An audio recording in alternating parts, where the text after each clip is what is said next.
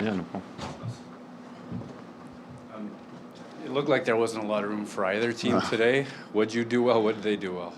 That's as close to the playoff game that we've seen so far. That was exactly the type of games that get played at the end of the season. There was not a lot of room to make plays. When you did have some time, it got closed off pretty quick.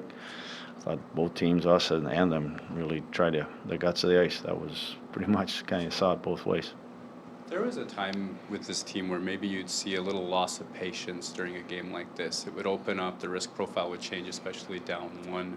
Where are you at in terms of seeing your team's growth and playing the right way all the way through? Yeah, I think that's always something. We've been learning that lesson for the last couple of years. I think that we've had a few this year where we stayed patient and not let it become a 2-0, 3-0 game, and that's all you can do. You have to wait for your moments sometimes, and we spent a lot of time in their end. We just had to continue to grind and hope that either it was a goal or it was a power play situation, and we got that, and I just I like the way we played that game.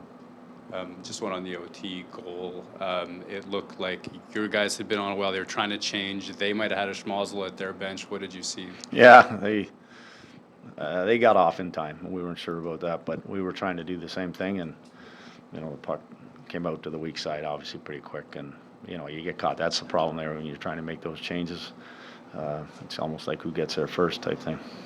Where did Dylan Samberg have his biggest impact in the game, Scott? Wow, I think there was a lot of things. Obviously, he saw a lot of minutes against their top players, and you saw his ability to close and take away space. I like the way, just how fast, actually all our D, I thought they did a good job on transition. We got going in the other direction in a hurry. I thought he did that well. Obviously penalty kill, that he's going to be a big key there, and you saw it. So there's a couple of big stops for us that way.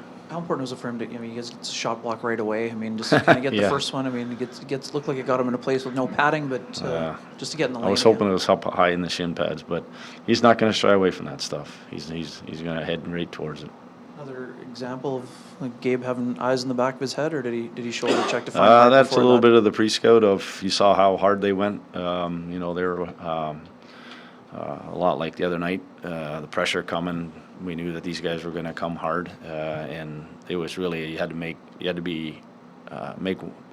a couple passes to get that one really good look, and we did. And obviously, there was going to be a 2-on-1 created, and obviously a great pass by Gabe. Scott, given your long-standing history with this city and Jets teams, how will that pregame ceremony for a guy that'll probably be in the Hall of Fame resonate with you? Yeah, no, it's special. I said I got asked this morning about some of the things he's done. I think everybody just get prepared because I think a lot more of these records are going to get broken. I think he's going to continue to climb. I think he's going to play for a while. He's just, when special players come around, like the guy at Edmonton, the guy in Pittsburgh, guy in Washington, for fans to be able to watch that, to be in the building, to see that on a nightly basis, that's special, and, stuff you'll remember. You kind of touched on it, but what do you think your team did to kind of tilt the ice? It felt almost inevitable you guys were going to tie that up. What do you think you did to kind of take? Well, the biggest thing is that we knew that they weren't going to give us odd man rushes. They weren't going to give us free looks. It wasn't going to be, any freebies. It was going to have to be earned. I think I just looked at it. I think we were 5-on-5. We were 5 minutes to their 3 minutes. That means we got through the neutral zone. We didn't do a great job in their building. We got pucks down below the hash marks. We didn't get a lot of quality, but at the end of the day, we did a good job of playing the right way. We got ourselves into a lot of battles and did a good job of, coming out with the puck in a lot of those. Like I said, that's as close to a playoff game as I've seen us involved in so far. I think you'll see a lot of that in the second half, but that was a grind. That was an absolute grind where every shift you're lining up, you're lining up the guy in front of you, then you're having to go, all shift long, 30 seconds, 40 seconds.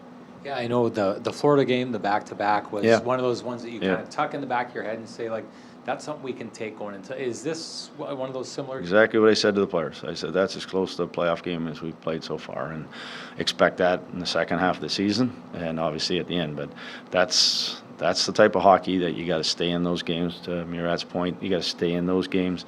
You got to give yourself a chance. You can't kind of shoot yourself in the foot, and I thought we did a real good job of that.